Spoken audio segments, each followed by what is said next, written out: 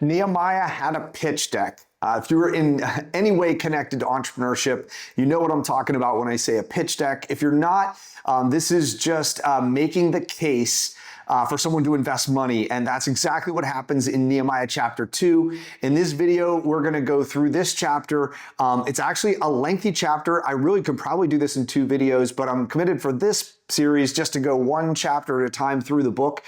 So we're going to dive in. I also shared before, I have a whole stack of books and different resources over the years that I've used in studying this book. And for now, for today, I chose one. This is Eerdmans' Handbook to the Bible. This is an older copy that I have here, but gives us some useful context, and we'll draw some things from this.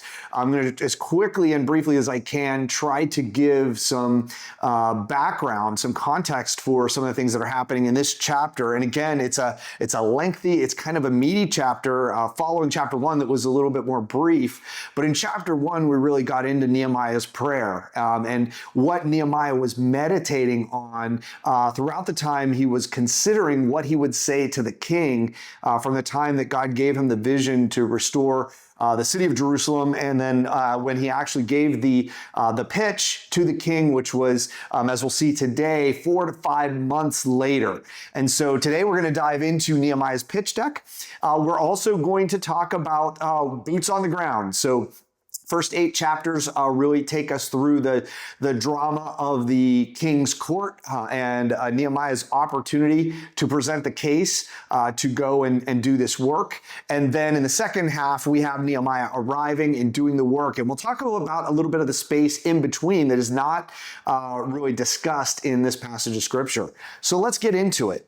I'm going to start by reading this entire chapter. So bear with me. It's a little bit lengthy. What I'll do is I will break it into 2 pieces. So we'll read the first 8 verses, and then we'll talk through that a bit, and then I'll shift over and read verses 9 through 20, the second half, and we'll get into that as well. So let's dive in. Nehemiah 2.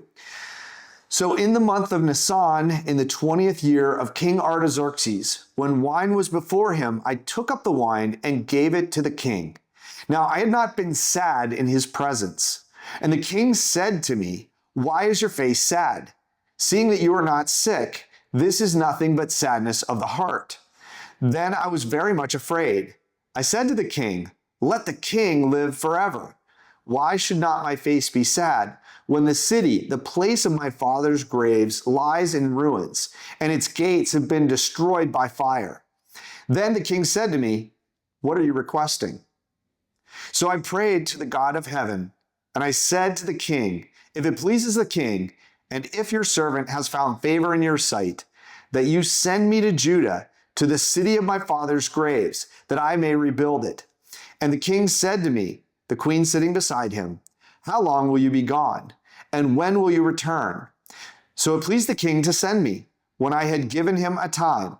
And I said to the king, "If it pleases the king, let letters be given me to the governors of the province beyond the river, that they may let me pass through until I come to Judah. And a letter to Asaph, the keeper of the king's forest, that he may give me timber to make beams for the gates of the fortress of the temple, and for the wall of the city, and for the house that I shall occupy." And the king granted me what I asked, for the good hand of my God was upon me. So let's get into a little bit of background here, what's going on. And I'm going to, again, pull from this book because we get some really interesting things. I'll just read a couple of quick comments from Eerdmans here. The sorry state of Jerusalem is a direct consequence of Artaxerxes' decree that building should cease. And this is recorded in Ezra 4, 7 through 23. Nehemiah therefore takes his life in his hands in championing a city which has been represented to the king as a hotbed of rebellion. So already we see this kind of tension even in the request that Nehemiah is making. So let's just get into a little bit of background. So the time of this exile, the Babylonian exile, Babylon overthrows Israel. Israel, takes a lot of the people out. So those that were the aristocracy or those that were educated, intellectual, were taken out to be really part of the government to kind of do that type of work. And then those that were able-bodied would have been taken out as well to work as laborers, as service people, and those kinds of things. So we really have these, four empires. There's the Assyrian Empire, the Babylonian Empire, the Persian Empire, the Greek Empire that are kind of happening through this period of time. But it's the Babylonian Empire that takes Israel and really takes the people of Judah out of their land and disperses them into the region that would be Babylon. But then later the Medes and the Persians then come in and take over Babylon. And so now at this point, Nehemiah is a generation later. Probably his father or even his grandfather was taken into captivity, and now he's in service of the king, really just working a job in a secular environment, has a government job, has really risen to the top of his field, as we talked about in just the breakdown of chapter 1.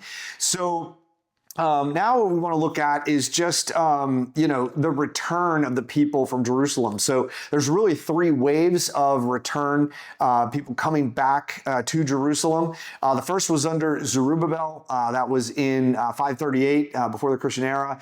And so that was really the push to, some of the people came back. There was a rebuild of the temple, which a lot of the people that remember the original temple were sad because it wasn't the same grandeur. But then 80 years later, Ezra brings a wave of people back around 458 and makes this attempt to rebuild the wall, rebuild the city, and it's a failure. And in fact, the king puts a halt to the work because it seems like there's insurrection. What we really see is the record of Israel, the record of Ezra's attempt really gives Nehemiah a playbook for how to deal with the opposition that he's going to run into. So you see a lot of the same characters. You see Sanballat, you see Geshem. So you see Tobiah, you see them pointing to the insurrection happening and this idea that it's really rebellion happening. And so Nehemiah would have had access to those records and known what he needed to prepare for. So we'll get into that later, but Ezra, in a sense, found out what some of the human opposition was going to be to doing this work, and then Nehemiah was able to leverage that for his purposes as well. So Nehemiah comes 13 years after Ezra. So 13 years after the king halts the work, after this really doesn't work out, Nehemiah is now presenting his pitch deck to the king. And this is tough because like in entrepreneurship, pitching a business idea that's already been tried and failed can be even harder than pitching a new idea. And so Nehemiah is really coming forward, making this case in kind of a little bit of a tumultuous set of circumstances. So, with that, one of the things that we want to look at or think about would be what the kind of the policy was for Artaxerxes, because that's going to come into play for really where Nehemiah is going to make his case. So in some ways, on a first read of this, it can be like all of a sudden the cupbearer is like, "Hey, there's a problem. Can I go and help?" But in reality, Nehemiah has been very close to this court for many, many years. He knows the practices and the processes and the ways that you approach something with the king. And part of that is the preparation. So let's just take a look for a moment here at the very first opening line in this particular chapter, verse 1, in the month of Nisan, in the 20th year of King Artaxerxes. So what we're doing is we're getting a time frame, the month of Nisan. In fact, at one point, and it's probably a little bit hard to see here, but I kind of broke down month to month what the calendar looked like in the Persian calendar and what this would represent. And we saw at the beginning of chapter 1 that now it happened in the month of Chislev. And month of Chislev is November to December timeframe. So this is like mid-fall in our thinking in the West. And then the month of Nisan, which appears here in the first verse, is March-April timeframe. So we have anywhere from 4 to 5 months that have passed. So one question might be, well, what is Nehemiah doing during this time? And it was clearly not a spontaneous reaction to hearing about the city.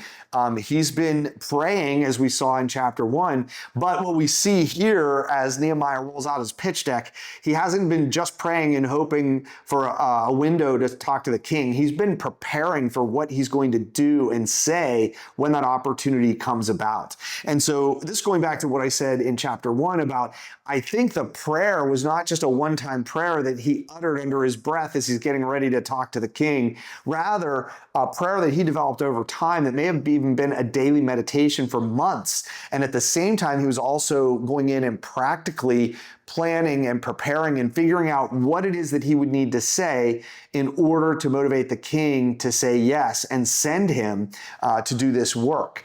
And so he's kind of operating within the norms of the political kind of environment. So he's kind of signaling the king in some way that he has something that's on his mind. He presents the problem, perhaps in the way that the king recognizes he's wanting, Nehemiah is hoping that he will do something about it.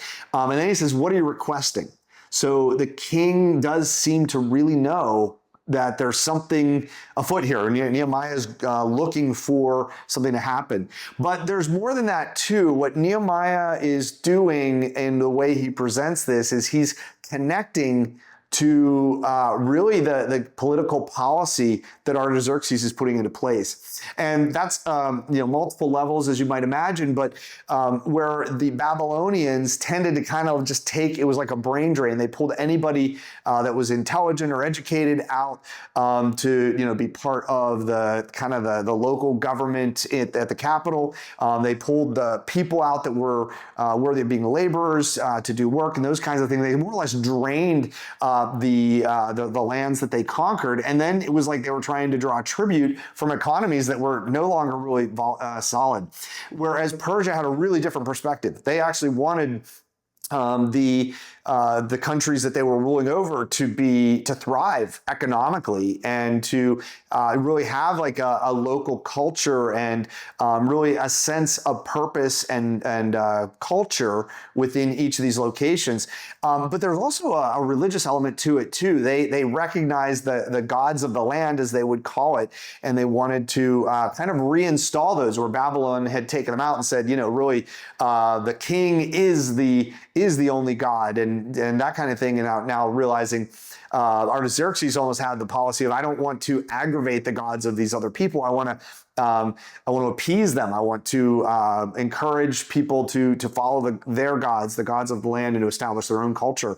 And so there is this kind of intent to kind of go back to the culture of the people, to put the people back in their place, to re-implement their culture, but also their economies and their national pride, but also then in turn give them a sense that they were, proud to be part of this larger structure that was the Persian Empire as well. So Nehemiah would have been aware of that policy. Nehemiah would have understood that.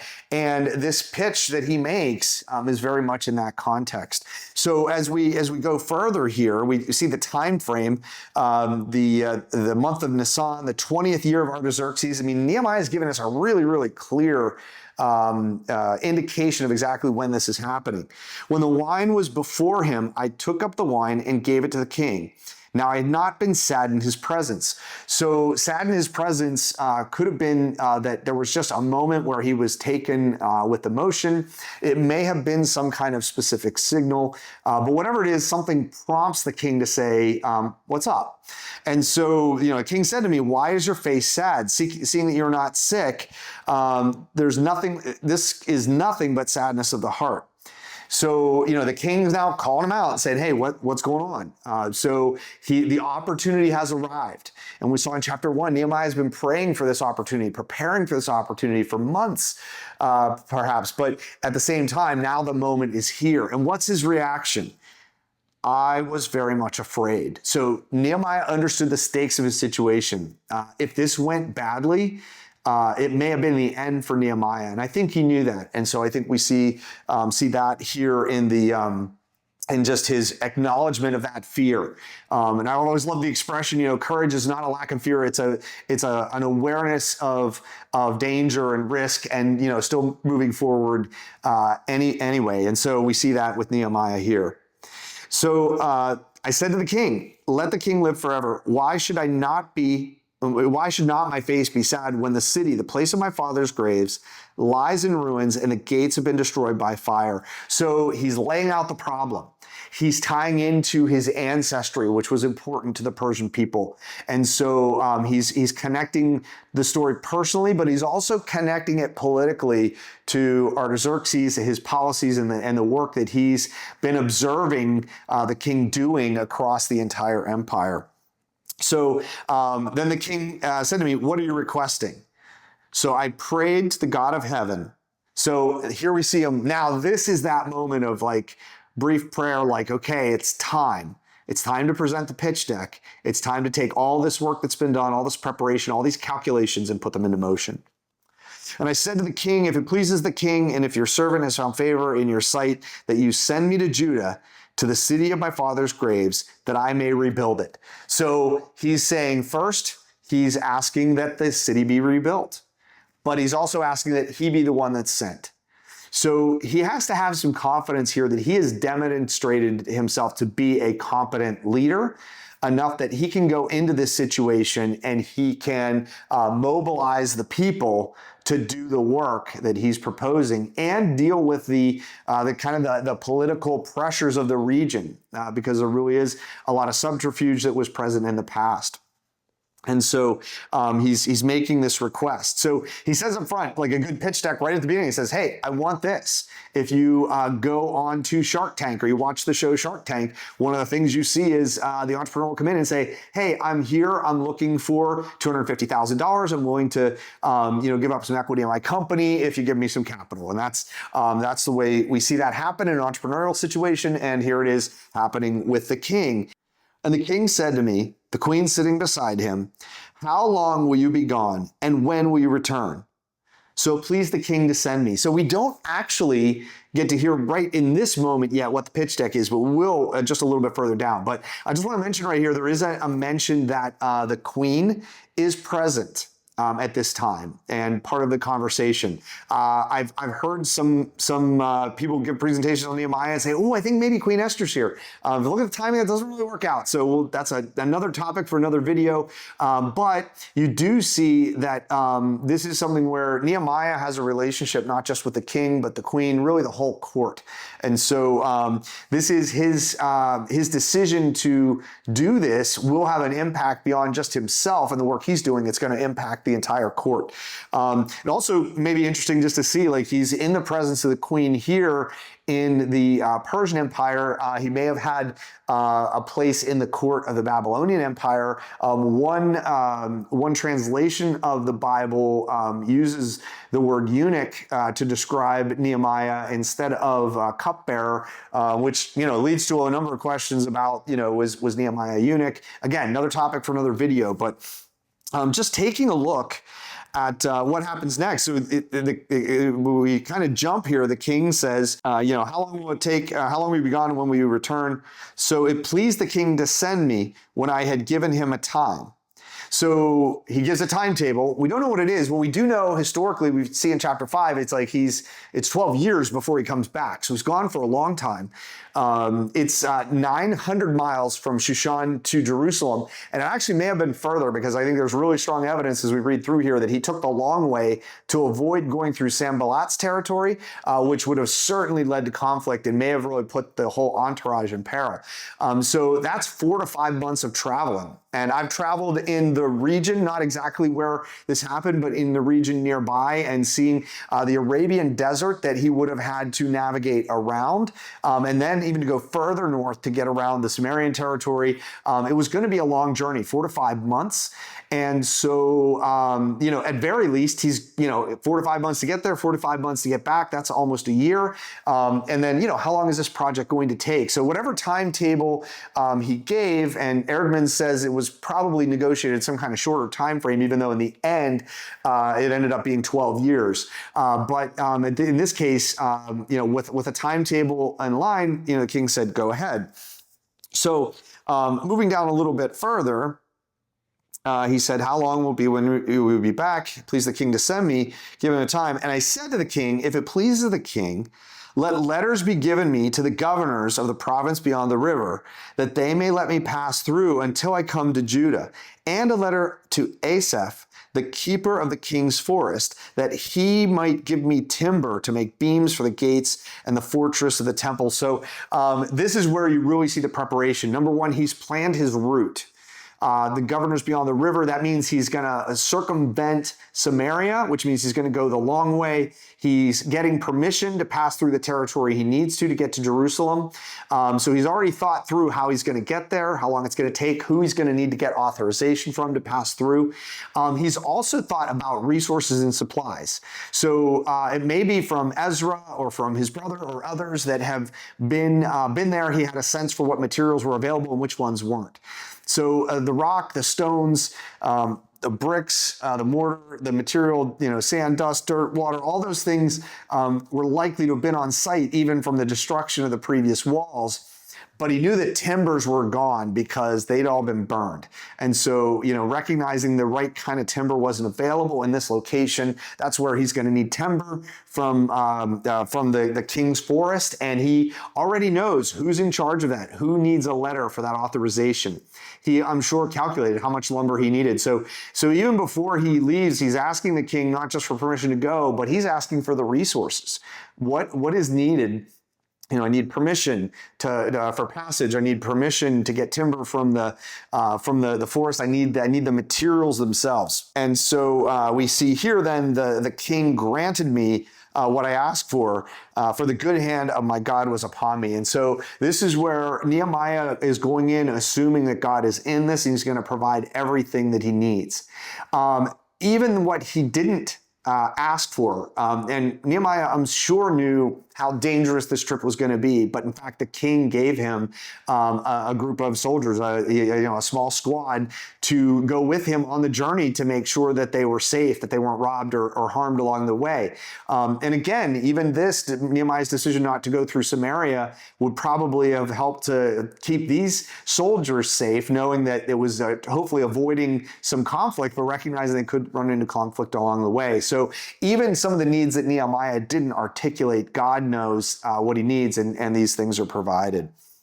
And so in this first segment, we see Nehemiah making his pitch deck. He's saying to the king, there's a problem in the world. And he connected that. He showed that this isn't just my problem or the problem of the people who are in Jerusalem, but it's also your problem. This is part of your kingdom that is not thriving. It's in disgrace. It's not worthy of the kingdom of Persia. And it's also not worthy of the ancestry and the people that have been part of that land and the God that they worship. And so, he's connecting these dots to, not just what the problem is locally, but even globally, what the problem is. And then he's offering a solution. Let me go and let me mobilize the people to rebuild this. And then finally, he's saying, here's what I need. I need resources, I need people, I need leave, I need, and as time goes on, it's like he needed people, he needed protection, he needed security. So all the things that he needed, he presents these things. And the timeline is essentially saying, here's what I'm going to get done, here's how long it's going to take, and here's the resources it's going to take. And as mobilizing people for any kind of work in a church, this is a very, very helpful little framework to think about when we are praying, when we are looking at the work to be done. It's like, what do we need in terms of time and attention? Who do we need? What resources do we need?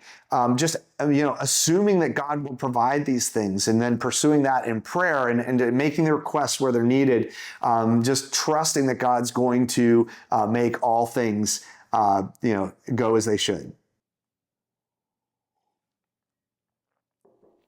So let's now dive into the second half of chapter 2, what I'll call boots on the ground. This is verse 9 through 20. So we see a lot of hops here. We see, Nehemiah going from, hey, I've got a request, to like the king says yes, and then you go back and regroup a little bit. Now we see, Nehemiah is arriving. So let me just read through verses 9 through 12, and then we'll unpack it. Then I came to the governors of the province beyond the river and gave them the king's letters. Now the king had sent with me officers of the army and horsemen. But then Sanballat the Horonite and Tobiah the Ammonite servant heard this. It displeased them greatly that someone had come to seek the welfare of the people of Israel. So I went to Jerusalem and was there 3 days.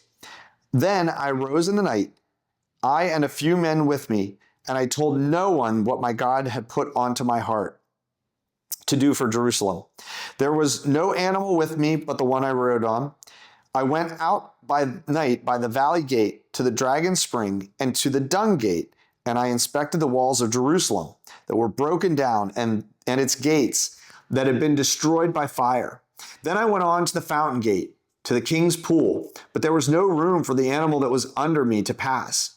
Then I went up in the night by the valley and inspected the wall, and I turned back and entered by the valley gate, and so returned. And the officials did not know where I had gone or what I was doing. And I had not yet told the Jews, the priests, the nobles, the officials, and the rest who were to do the work. Then I said to them, you see the trouble we are in, how Jerusalem lies in ruins with its gates burned. Come, let us build the wall of Jerusalem, that we may no longer suffer derision. And I told them of the hand of my God that had been upon me for good, and also for the words that the king had spoken to me. And they said, let us rise up and build. So they strengthened their hands for the good work. But when Sanballat the Horonite and Tobiah the Ammonite servant and Geshem the Arab heard of it, they jeered at us and despised us and said, what is this thing you are doing? Are you rebelling against the king? Then I replied to them, the God of heaven will make us prosper, and we his servants will arise and build. But you have no portion or right or claim in Jerusalem. So much happening in this second half. We have Nehemiah kind of going through, leveraging the letters and kind of moving through the territory, coming to Jerusalem, arriving in Jerusalem. He spends 3 days really getting the lay of the land. He has his midnight ride where he goes and inspects outside the city. So I think really in the 3 days, he's inspecting inside the city. He's networking. He's getting to know people, kind of seeing what's happening. And at the same time, he's at night, he goes out and he looks at the outside and really inspects to see what's happening. And we also see, as this is coming together, we see some of the opposition. And this is where you see his preparation, even for this, was ready. He knew exactly how he was going to respond. It almost seemed like he had the statement ready to go. So we have this kind of immediate response. One thing I actually forgot to call this out in the first chapter, one of the things he asked the king for was provision for him to have a home and to be provided for as the governor. So he did that. And I think, as we see this now, the opposition coming to play later, one of the things he'll be accused of is misappropriating funds. And so he got it in writing up front that he was authorized to do that. So let's just take a look. I mean, these letters were really, really critically important. So then I came to the governors of the province beyond the river and gave them the king's letters. The king had sent with me officers and an army, officers of the army and horsemen. So here we see like he's arriving with kind of an official detail. And so this is giving him a lot of credibility when he arrives. He shows up with, king's officers, horsemen, letters, authorization. So it's very clear he's permitted to be there. And really, you don't see much engagement with opposition until this point where he arrives at the governor of the province beyond the river, and this is where you see even this court has at least delegates, if not spies, because now some of the opposition starts to become aware of what's happening. So this is where, but when Sanballat the Horonite and Tobiah the Ammonite servant heard this, it displeased them greatly that someone had come to seek the welfare of the people of Israel. And so, we see this as you see now they're aware. It's recognized that once they get into the territory, there's eyes and ears everywhere. So you see this happening, and then at the end of the chapter, we start to see action happening where they're starting to push back on even Nehemiah's presence there. So at this point, he's come through. We don't see him stopping at the forest, but clearly that happened on the way through as well. If you look at a map, he's kind of coming across, going west. He's dropping down north, and that's where he's getting the timber as he's moving, then back east into Jerusalem. It is definitely a circuitous route to get around this territory. So I went to Jerusalem and was there 3 days. So one thing I've heard a lot of people point to this and say, oh, look, Nehemiah rested A lot of times it's kind of brought into a sermon or a talk or writing about Sabbath and God's intent that we work hard and do God's work, but also how important rest is. And I do believe that and agree with that. I don't think that's what's happening here. These 3 days, when you see from the time he arrived to the time something happens, for him to even have this opportunity to go and speak to the people and then respond right away, I think it's very clear that he was not resting for 3 days, kicking back, trying to catch up from a long trip. He was, in fact, getting the lay of the land, probably inspecting the inside of the city the way he would later, a few days later, inspect the outside of the walls.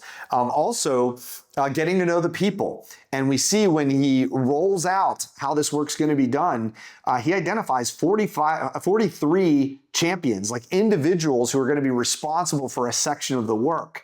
And I think this was very carefully thought out and planned out and orchestrated in these 3 days where he identified who is really kind of running things in a particular area. Where are the natural serving circles, as I like to call them? So you have somebody that's kind of a leader and a number of people, whether it's family, whether it's people that work for them or supporters that come around them and kind of follow their lead. I think this is one of the key things that made it possible for Nehemiah to mobilize so many people so quickly. So I think this 3 days was actually packed with activity, with meetings, with conversations, with introductions, and also inspections, note-taking, and so forth.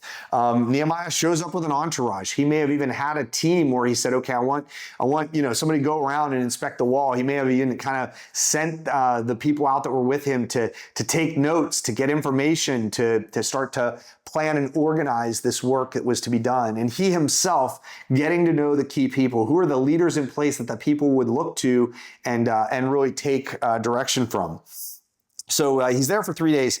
Then I arose in the night, I and a few men with me. I told no one what my God had put into my heart to do for Jerusalem.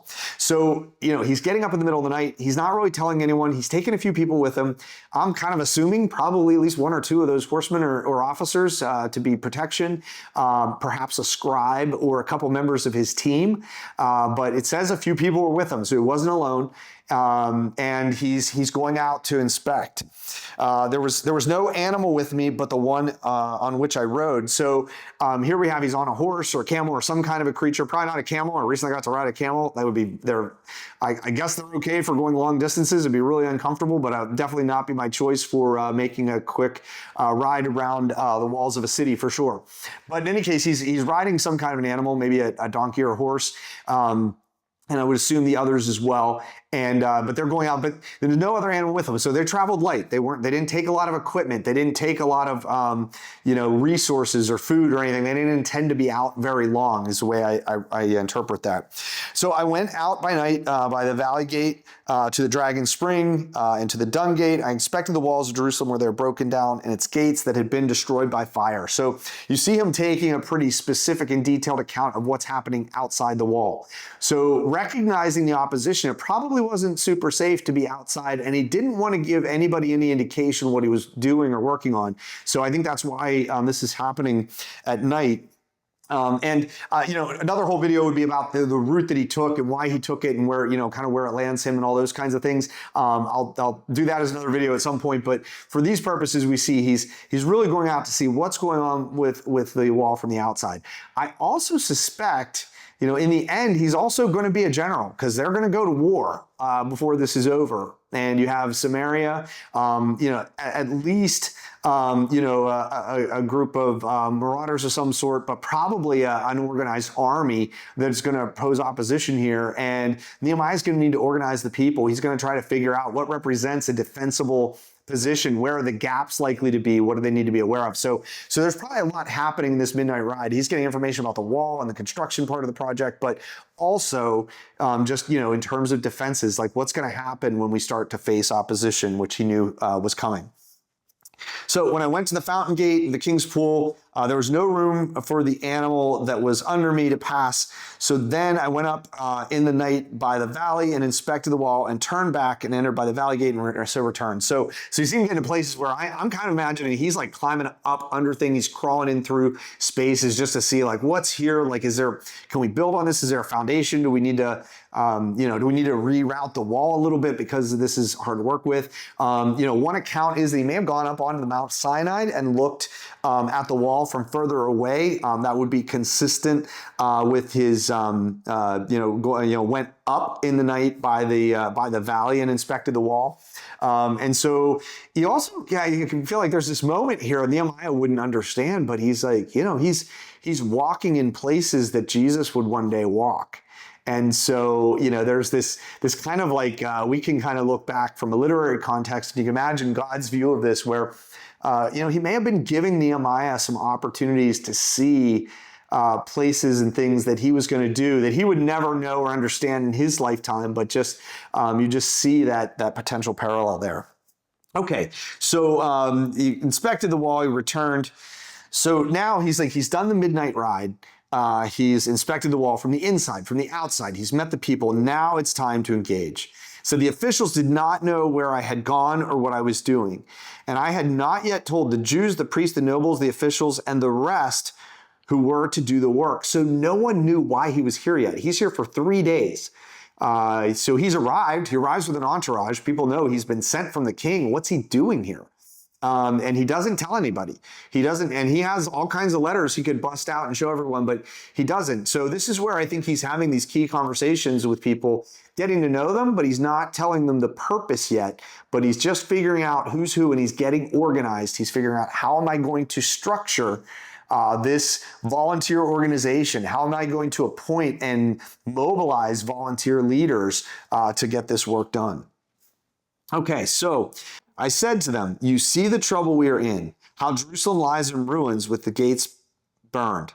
Come, let us build the wall of Jerusalem, that we may no longer suffer derision.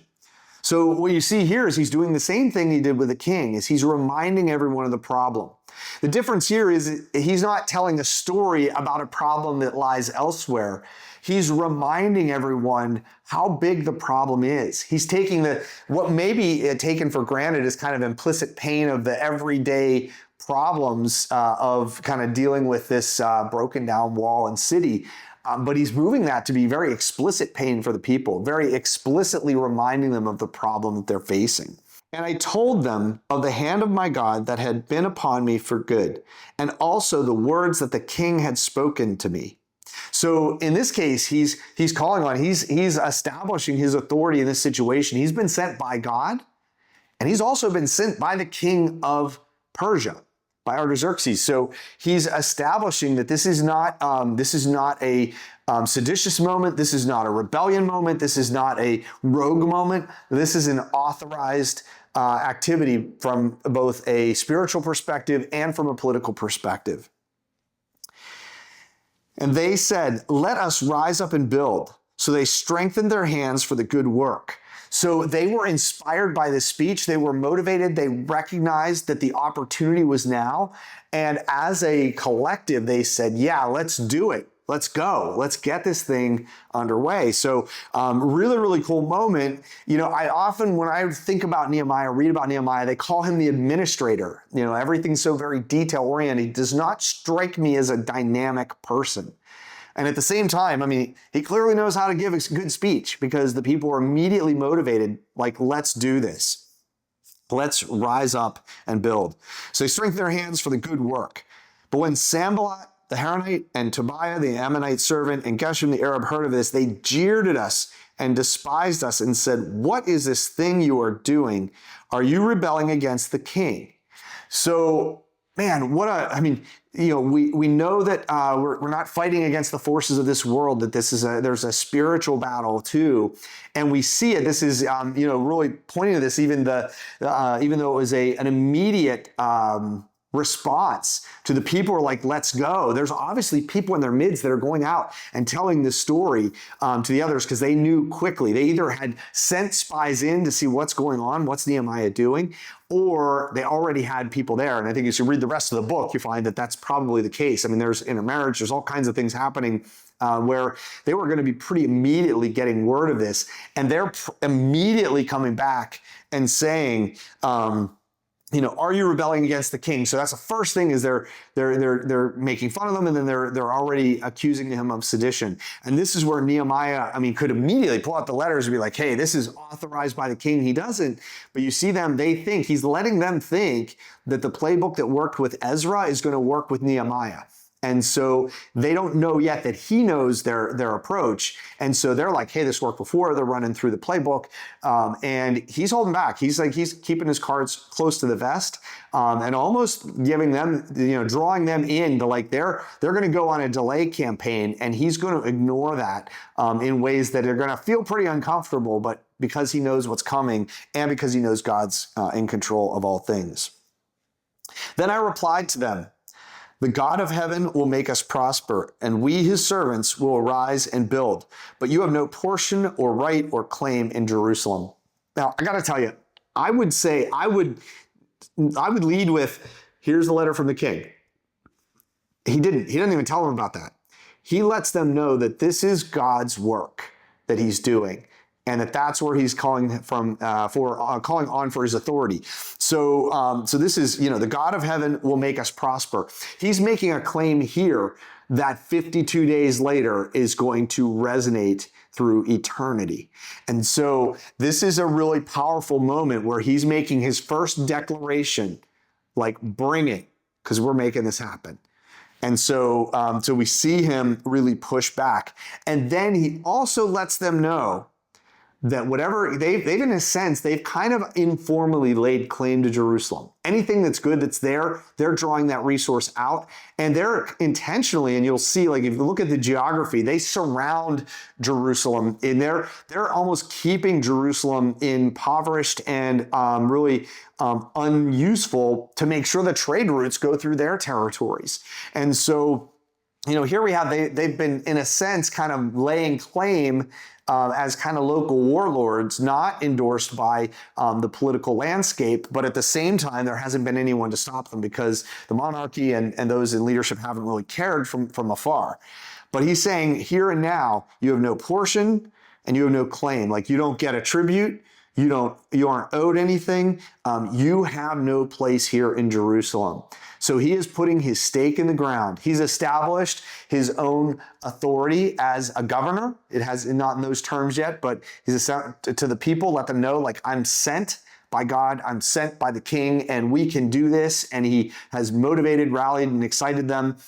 He's put plans together to mobilize the people. He's identified these 43 leaders. We'll learn about them in a future chapter. And then now he's getting ready to roll. And of course, anytime God's work is starting in motion, opposition is going to arrive, and we see it happening here. We see the people coming in and saying, "Hey, you're trying to overthrow the king. You're trying to secede from the country, the empire here." And Nehemiah is standing firm, that's not what's happening. We're going to prosper because God is in this, and you need to get out of the way because you don't have any place here.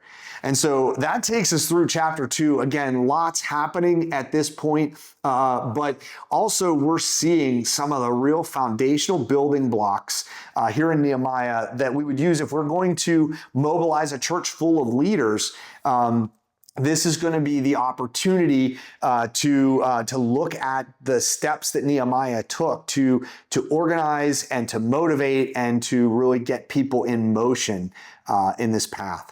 So thanks for joining me for this second chapter, Nehemiah's Playbook, as I like to call this one, of the book of Nehemiah. And by the way, this week my book was launched, The Nehemiah Way. So if you're interested in actually reading more about this, and particularly if you're interested in practical ways to mobilize leaders and develop leaders in your church to achieve the mission of your church, this is going to be an opportunity to do that. And so certainly encourage you to get the book. Also, if you go into the description, there's a link to a free resource kit. Whether you have the book or not, you're welcome to download that. And it gives you lots of tools that you can use to take what we're learning here in Nehemiah and apply it to mobilize a church full of leaders. If you haven't already, be sure to check out my previous video with the full breakdown of the first chapter of Nehemiah and what we can draw from this book to mobilize your church.